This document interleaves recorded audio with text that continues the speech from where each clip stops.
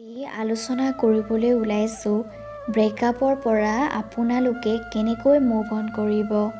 Breakup শব্দটো কিমান সহজ যেন লাগে, কিন্তু যেতিয়া সঁচা ভালপোৱাজনে এইটো চিটুৱেশ্যন পাৰ কৰে, তেওঁৰ জীৱনটোৱে সলনি হৈ যায়। একো ভাবি নাপায় যে কি কৰিব লাগে, কি কৰিব নালাগে।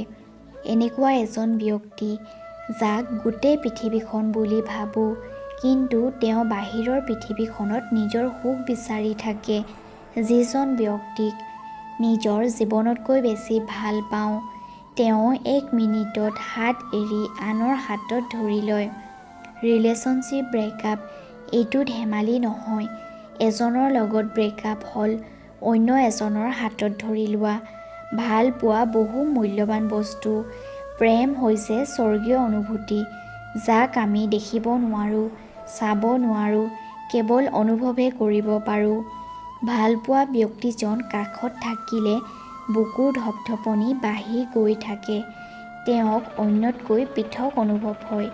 তেওঁৰ দুখবোৰ নিজৰ দুখ যেন লাগে। তেওঁৰ হাঁহিবোৰত নিজৰ সুখ বিচাৰি পাওঁ। সেইটোৱে হৈছে সঁচা ভালপোৱা। সকলোবোৰ যদি ঠিকেই থাকে, তেতিয়াহ'লে ব্ৰেকআপ কিয় হয়?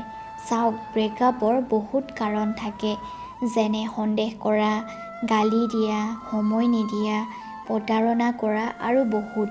ৰিলেশ্যনশ্বিপত এজন ব্যক্তিয়ে ইমানেই ভুল কৰি দিয়ে যে দ্বিতীয় ব্যক্তিজনে বিৰক্তি অনুভৱ কৰে। তেওঁ ভাবে যে এনেকুৱা ব্যক্তিৰ লগত আহিবলগীয়া জীৱনটো কেনেকৈ কটাম, ইয়াৰ পৰা কেনেকৈ হাত সাৰিব পাৰি। ব্ৰেকআপ কেতিয়াও দুজন লোকৰ কাৰণে নহয়। এজনৰ মাজত ইমানেই ভুল হয় যে দ্বিতীয়জনে তৰ্ক কৰে। তেতিয়াই ভুল বুজাবুজি হয়। প্ৰথমজনে ভাবে মই শুদ্ধ, দ্বিতীয়জনে ভাবে মই শুদ্ধ। ব্ৰেকআপৰ সকলোতকৈ ডাঙৰ কাৰণ কাজিয়া। যেতিয়া কোনোবা এজনে জোখতকৈ বেছি সন্দেহ কৰে যে ইয়াত নাযাবা, ইয়াৰ লগত কথা নাপাতিবা, এইটো নিপিন্ধিবা, সেইটো নিপিন্ধিবা, বা কাৰ লগত কথা পাতি আছিলা, স্ক্ৰীনশ্বট শ্বেয়াৰ কৰা, এইবিলাক ভালপোৱা নহয়। ভালপোৱাত বিশ্বাস থাকে। যদি আপোনাৰ তেওঁৰ ওপৰত বিশ্বাস নাই বা বিশ্বাস দিব পৰা নাই, সেইটো ভালপোৱা নুবুজায়। যিজন ব্যক্তিয়ে আপোনাক প্ৰতিটো ঠাইতে অপমান কৰিছে, কষ্ট দিছে, বাৰে বাৰে গালি দি থাকে, এনেকুৱা ৰিলেশ্যনশ্বিপত থকাতকৈ নথকাই ভাল। বাৰে বাৰে কান্দি থকাতকৈ এবাৰ কান্দি তেওঁক পাহৰি যোৱাটোৱে ভাল। ব্ৰেকআপৰ পৰা মুভ অন কৰা সকলোতকৈ সহজ উপায় হৈছে, প্ৰথমতে নিজৰ মনত ভাবি লওক, এই ব্যক্তিজন মোৰ পৰা দূৰ হৈ গ'ল। তেওঁৰ লগত বহু দূৰৰ পৰাই সম্বন্ধ নাই। ব্ৰেকআপৰ সকলোতকৈ ডাঙৰ সমস্যা হ'ল মানুহে মানি নলয় যে সম্বন্ধ এতিয়া আমাৰ শেষ হৈ গ'ল। আপুনি মানি ল'বই লাগিব যে তেওঁ মোৰ নহয়। যদি মোৰ হ'ল হয়, তেওঁ কেতিয়াও এৰি নাযায়। এনেকৈ ভাবিবলৈ ল'লে কিছু দিনৰ পাছত সকলো ঠিক হৈ যাব। এনেকুৱাকৈ ভবাটো ভুল নহয়, কিন্তু সমস্যাৰ সমাধান নহয়। যি গ'ল তেওঁক যাবলৈ দিয়ক।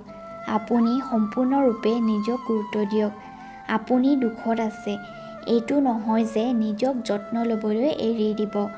নিজৰ স্বাস্থ্যৰ ওপৰত গুৰুত্ব দিয়ক, খোৱা বোৱাত গুৰুত্ব দিয়ক, ভৱিষ্যতৰ পৰিকল্পনা কৰক।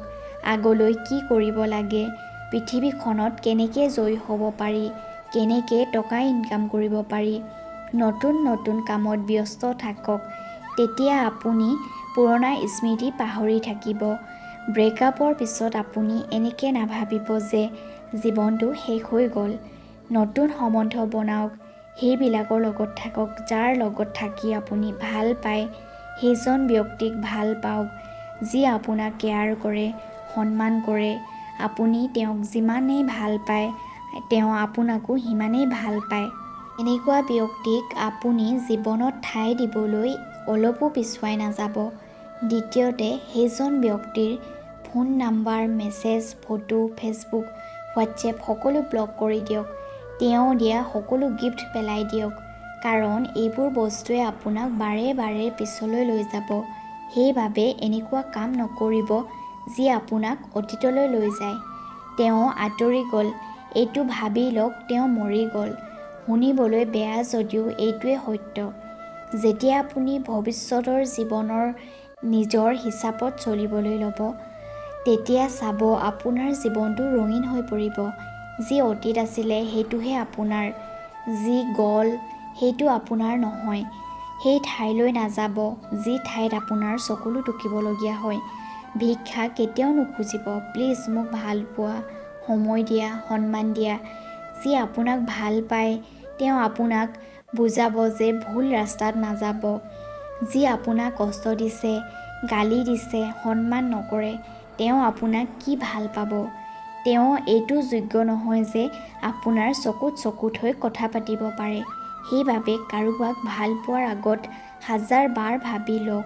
ব্ৰেকআপৰ নিচিনা চিটুৱেশ্যনৰ কাৰণে হৃদয়ৰ পৰা নহয় মগজুৰ পৰা হেণ্ডেল কৰিবলৈ আৰম্ভ কৰক। ভিডিঅ'টো যদি ভাল পালে তেতিয়াহ'লে like, comment, share and subscribe কৰি দিবলৈ নাপাহৰিব।